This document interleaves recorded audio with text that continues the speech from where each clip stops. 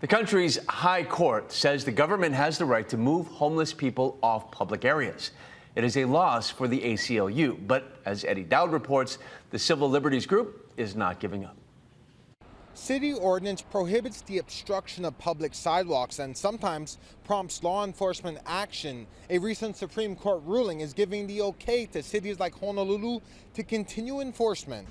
Maritas Mondehar runs Soho Fashion, one of several King Street businesses that deal with homeless people daily. For many years that they've been there, it's really terrible. You support the city? Support, 100% support.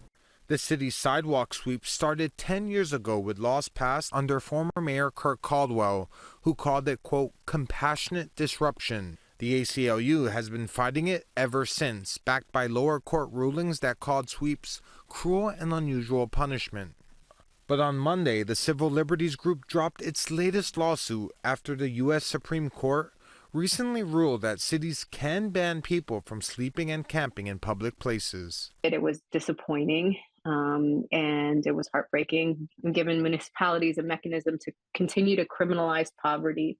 Honolulu Mayor Rick Blangiardi, who has continued Caldwell's sidewalk campaign, said in a statement that he's, quote, extremely pleased with this outcome, and it completely strengthens our ability to enforce these laws and protect our residents and visitors. Along with homeless sweeps, the city has also spent millions of dollars on projects to provide shelter.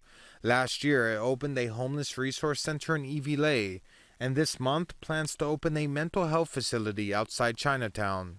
Yet the number of unsheltered homeless people has steadily risen. When the sweeps began a decade ago, there was about 1,600 on Oahu. This past January, volunteers counted 2,400 people on the streets.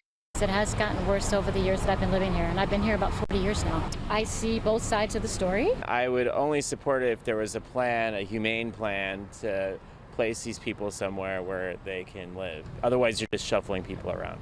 The ACLU says in 1 year, the city spent about $5 million on sweeps, amounting to an expensive cat and mouse chase that robs vulnerable people of the few possessions they have. Despite the recent ruling, the group says it still has valid legal arguments and is already planning new challenges. Both in the legal side in state courts as well as the legislative side. The city does not have a blank check. Eddie Dowd, Hawaii News Now. All right, thanks, Eddie. Research